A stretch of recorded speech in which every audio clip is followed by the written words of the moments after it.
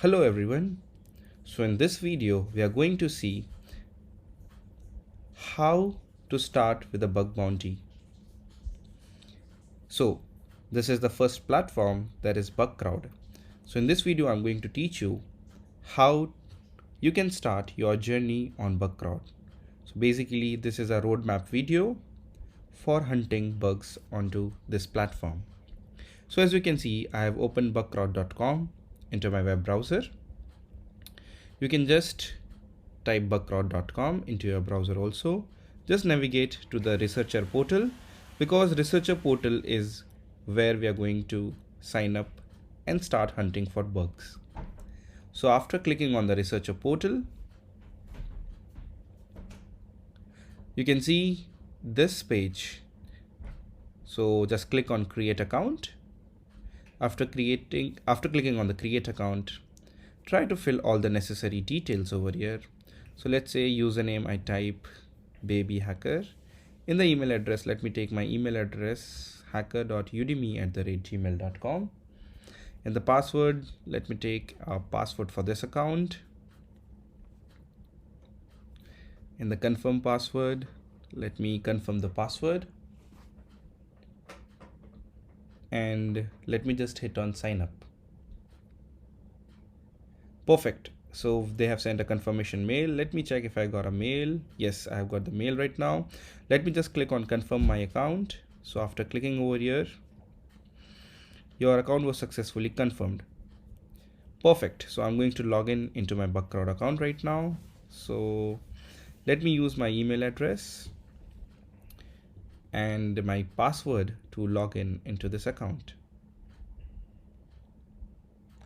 So after giving the right credentials, you just have to hit on login and you'll be logged in into your account. Just agree and accept whatever the terms are there. As you can see, this is the first thing that you will see, which is the dashboard. Here are the points. When you will start hunting valid vulnerabilities, valid bugs, you will get some points and your current rank will get updated. Perfect. So this is the first thing that you will see when you will sign up and you'll come into your dashboard. Let's go to the programs function. And when I click on programs, here I can see a long list of programs that are there. So there are around 161 programs currently, which keeps on updating over here. As you can see on the first one, it is showing waitlisted. What does waitlisted means? I cannot hunt bugs into this account because there are 3 requirements that I need to first do.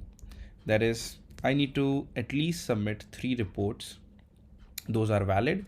Then only I'll be able to hunt bugs into this leading video game company. There's 3 easy payments. Okay, so these are the programs wherein you have to be eligible by hunting valid bugs onto Bucgrowd, and they will basically see that your profile is strong enough to hunt into these types of websites. Okay, so no problem if you're not able to hunt into these 2 websites when you just make a new account. Let's see what are the open programs. So as you can see, TransferWire is an open program. Here also you can see Takeaway is a open program. So let me just go to TransferWise. From the submit report, you can just submit a vulnerability report to them. Let's click on TransferWise and let's see the details about this program. So as you can see, the name of the program is TransferWise. They reward from $100 minimum to $4,000 per vulnerability. Maximum reward they have given is $6,000. Safe harbor means you just don't have to disclose the bugs anywhere until they are fixed. These are the program details. 93 vulnerabilities have been found into this program and rewarded. They basically validate in 4 days. Average payout they have been giving is $255.55. Perfect. 47 unique bugs have been reported to them, out of some are duplicate. So in total bugs are 192. Here are the total latest Hall of Famers, and these are the people who have recently joined the program and started hunting on TransferWise. As you can see, I'll go into the announcement tab. And you can see they keep on updating the rewards. So bonus period has ended for TransferWise program. And CrowdStream. So CrowdStream is a feature in which the website owner of TransferWise decide if they want to make their reports public. So any vulnerabilities that has been reported, after reporting they fix it, and after it has been fixed, it is their decision that they want to make this report public for other people so they can basically read it. HackerOne is a very good platform in which we have the option of reading other reports. Bucgrowd has just recently implemented CrowdStream.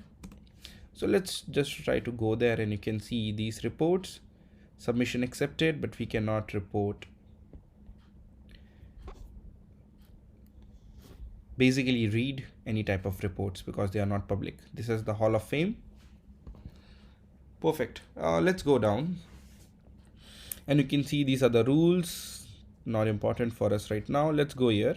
Reward range is important. As you can see, any bug which comes under P1 severity, that is critical, gets the reward range between $3,000 to $4,000. Similarly, P2, which is severe bug, goes to for 1,000 to 1,500, moderate and low. So the vulnerabilities that have been we have studied in previous videos like auth bypass, no rate limit, XSS, CSRF. And if you try to get sensitive data out of those vulnerabilities of any of the user accounts, this vulnerability may go to P1, P2, and P3. Yes, so this is important to see, which is what is in your scope to test. So transferwise.com, that is the website, is in scope for your testing. Total 41 unique bugs have been already reported. As you can see, these are the bugs which I've reported, and you can see CSRF is already reported. 2 unique reports have been reported and 9 duplicate reports. Okay. And the iOS app, Android app, and other things are into the scope. What is in out of scope is important for you because I do not want you guys to waste your time on hunting on websites which are kept out of scope. For example, you can see tw.com or tw.ee or any subdomains of these two websites are out of scope. So if you try to find any vulnerabilities onto these domains, they will not be acknowledged or rewarded because those are out of scope. Let's go here. As you can see, focus areas, they want you to bypass role, unauthorized accounts, do authentication bypass. Okay, let's scroll down and let's see what is. These are out of scope vulnerabilities, which means low hanging fruits basically, which should not be reported. These are out of scope bugs. And yeah, program rules. So basically this is it. The most important thing to look over here is the reward range, what is in scope, and how many vulnerabilities have been reported to that program. Perfect. So let's assume now that you have found a valid vulnerability onto this website. So how to submit a report onto this program? We have read all the rules and everything, but how to submit a report? So you can see there is an option of submit report. You just have to click on that. After clicking on submit report, the first thing that it is asking is summary title. So you have to provide a summary title, which is basically, let's say you have found XSS on this website. So you have to type XSS on www.transferwise.com. You have to choose the target. After choosing the target, technical severity, you have to choose a bug. So we can choose, let's say XSS, as we have found XSS. In XSS, let's say we have found reflected XSS. So reflected XSS, non-self, obviously, not a self XSS. So I'll go down. What is the URL or the endpoint that you have found? So let's say transferwise.com/ I have found the XSS on, let's say, this endpoint / here is the injection point equals to XSS. So let's say the parameter here is the injection point is vulnerable, and I'm able to put the XSS payload over there. So you have to give it like this, so it becomes easy for the program owners to validate the issue and triage quickly.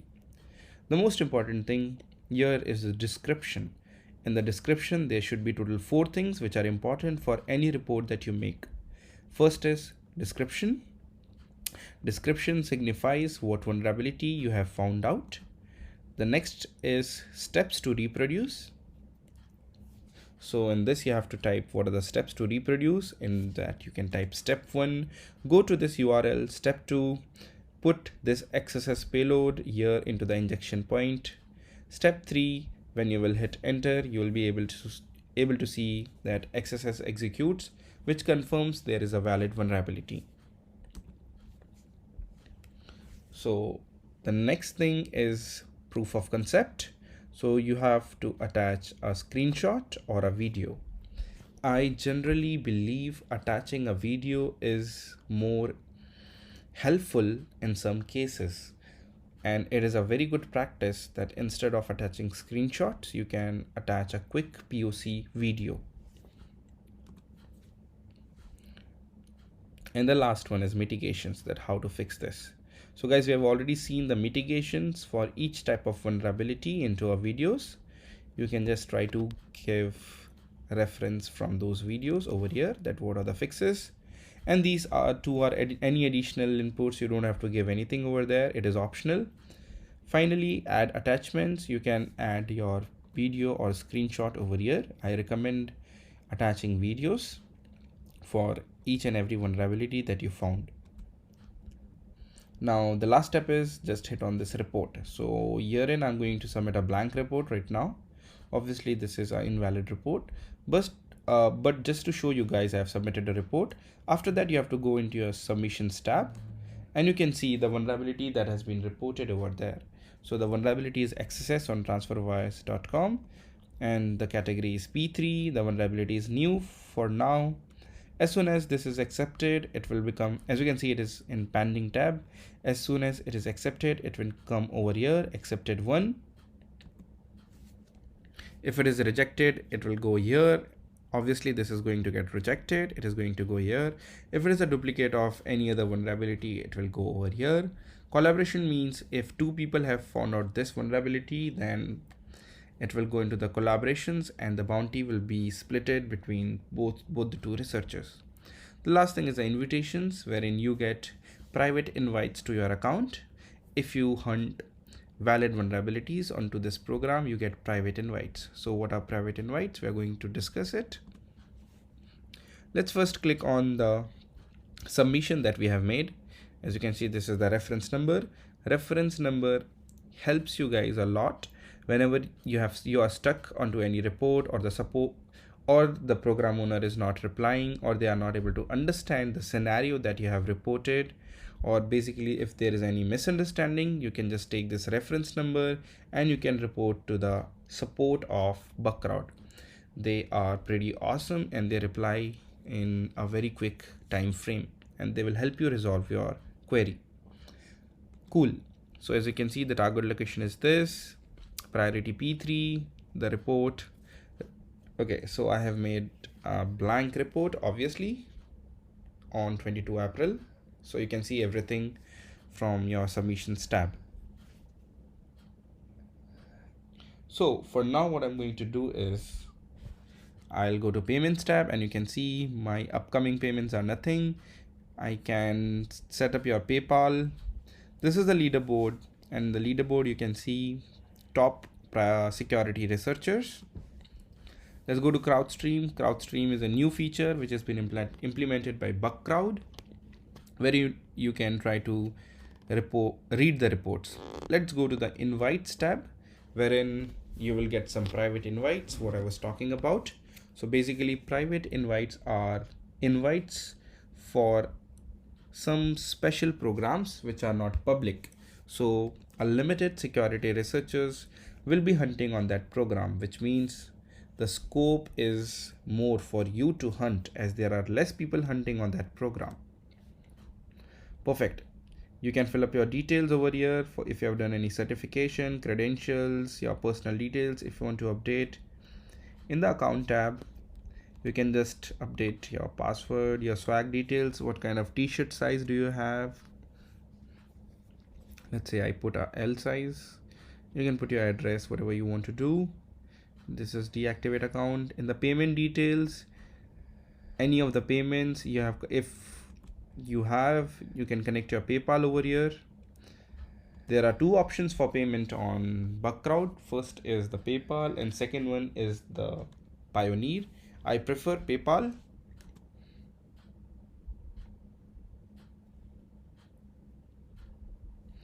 Okay, so perfect. Here you can see whenever you try to log in, it will create a session. You can see over there. Last option is identity verification. You can verify your identity because some programs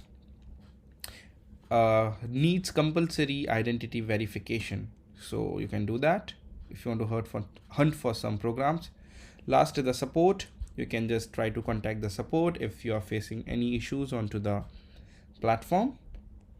So you can just drop an email at researcher@bucgrowd.com, wherein you will be supported very quickly.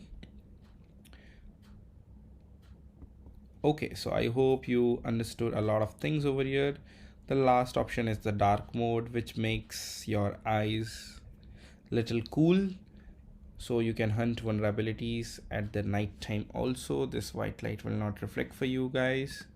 So yeah, I'll just again go to the program features. You can see there are a lot of programs which you can hunt for, and you can start hunting on all the open programs.